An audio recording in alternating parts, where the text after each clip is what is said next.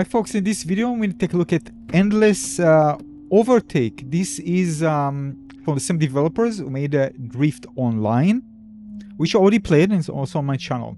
So this game, the reason I'm sharing this, because there's some really cool things that makes it different compared to other racing games, or I should say other VR racing games. So just before we jump into more of the interesting stuff I want to talk about, first of all, you can actually horn here, so tell other cars to move away, which is a really cool mechanic. Pretty hard to execute when you're driving fast on lots of cars. We're gonna see it in a moment. But again, yeah, it's possible. And you can actually change the point of view and play in third-person perspective. And I have to tell you right now, straight out of the bat, this is my favorite one. The reason for that, it kind of reminds me of the classic arcade games like Outrun, for example. And if you combine it with the different unique game modes, you realize that there is something really special about this game that I just didn't expect to see when I played it. Alright, I also want to say there are microtransactions here. I mean, you can buy things with real money, and also you can buy things with money that you earn in the game. The thing is, they're quite confusing because you see it as dollars.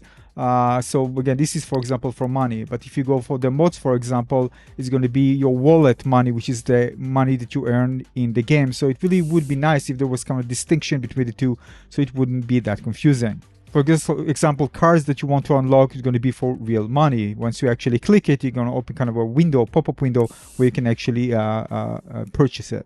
But if you pay attention, you can see there's actually shop, and there's the other one for the different modifications for the car.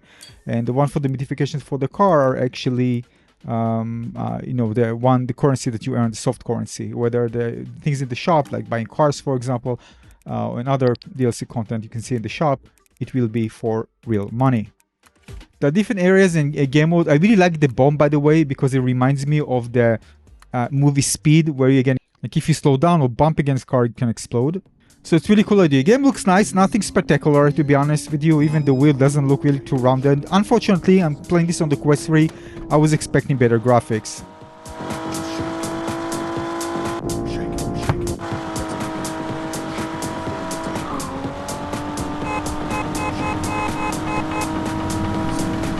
You can control the car either with the stick, with the left stick, or you can control it by just using with the thumbs, both controllers, and just moving it from side to side like you're holding the wheel. But when you are in third-person perspective, the only way to control it is using the thumbstick, the left thumbstick. One criticism is that the UI is entirely gone. It's quite unfortunate because I want to see some information, and with some of the game modes it's actually quite important to see that information. I want to see this information, and it's not available in the third-person perspective. Kind of weird. Usually, again, if you want immersion in first-person perspective, you want that rather than third-person. Anyway, I want to see them both, or at least the option to enable them both in both point of view. So again, you can bump into cars, but eventually, again, if you if you don't watch out where you're actually going, you're eventually going to fail the run.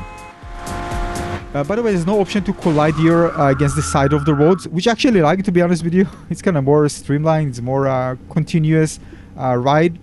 Yeah, before I jump into something else, I just want to show you that here, this is, for example, if you go to cars and want to buy them, this is for real money. Alright, so if I click it, eventually open a pop-up window that allows me to buy that car. And there are various cars, actually cool one, even a police car at the bottom. Yeah, I mean, nice if you want it.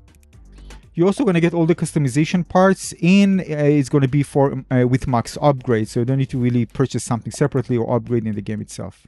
As you can see, this is for real money. Oh, but you can see why I want actually information to be displayed, like speed, score, something, combo, you can see. Another important note is that you can actually get score by just, cutting off cars. Although sometimes you need to do it deliberately, get very close in order to get scores. Which just felt kind of weird, but again, because you see, I'm just touching them and I actually can get a score. So if you're just driving and you're a bit further away from them, you won't actually enjoy more points. So you need to kind of get close to them, cut them off a bit, just touch them in order to get that extra score. And I think the bigger the cars, the higher the score, like the truck gives that thing more. Not sure on 100%.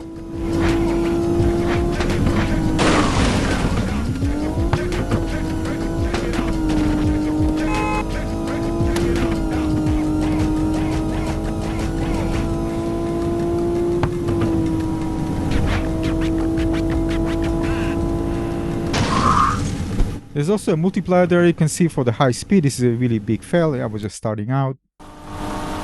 Also in third person is much easier. It's like playing, you know, a first person shooter and then change it to third person, and then you can actually see the enemy's location. Same here. You can see so far ahead. So it's much easier to see everything, except of course for the UI, which is kind of, you know, I want to see the information, especially if it's quite a long ride. This is the, by the way, the 2 lanes ones, or the 4 lanes I would say, where, you know, you can have some upcoming cars and you can maneuver. Always remember, you can always use your honk in order to make cars kind of move away.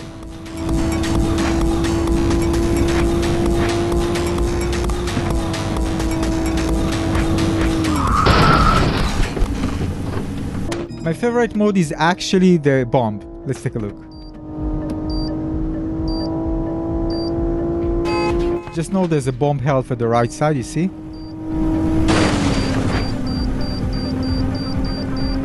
So I just bump against cars. If I bump again, it's gonna explode. Or if I slow down.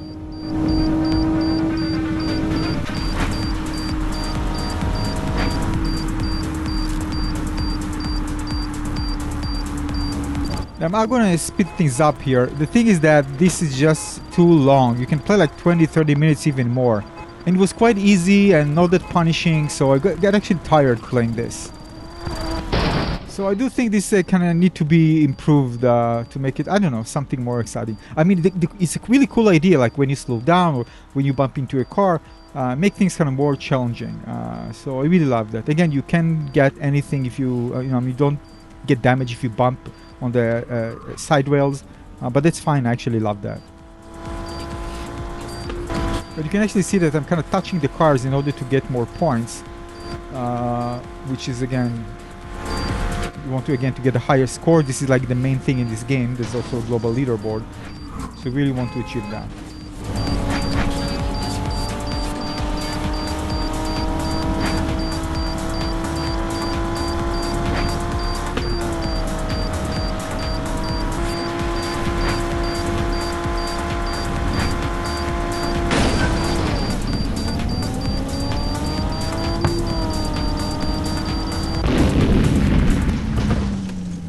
Cool mode, but needs to be improved. So overall, I think there could be something very special if they kind of improve the game modes themselves to be better. I think the idea for the lanes is great. Also, there's one that you have limited time run, and I really like all the customization options. Again, the other microtransactions, again, optional. You don't have to have them, but it's really cool because there are so many cool cars. Something that people might like to unlock during the game. If they play a lot, it will motivate them more to actually unlock them rather than having something like that that is with real money. So yeah, what my thoughts about it? Well, I think the certain modes needs to be again adjusted a bit more. I think the graphics, this is kind of big disappointment. I would really this game to look much better, especially running on the Quest 3, rather than something that looks from the, I don't know, like PlayStation 1 era. As you can see, there's also no shadows, and you know, this it feels very lacking visually wise. So yeah, so I saw this criticism. I think it's a fun little game, but could have been much better with more things that I've mentioned here. But I have to say that the controls actually felt really good. You know, usually kind of I play different games. Everybody have their own way to actually implement the physics of the driving. Here it's actually felt really good. Kind of smooth, but you know, really fun. And I like the idea that I don't need to bump into the rails. Kind of more continuous gameplay, which is fun. So again, it was just 2 notches more than what we've seen here in terms of quality. I think could be so much better. So overall, I'm kind of on the fence on this one, more leaning of course to the positive side. And that's my opinion. Thanks for watching everybody. Consider giving a like and subscribe. See you on the next video. Cheers.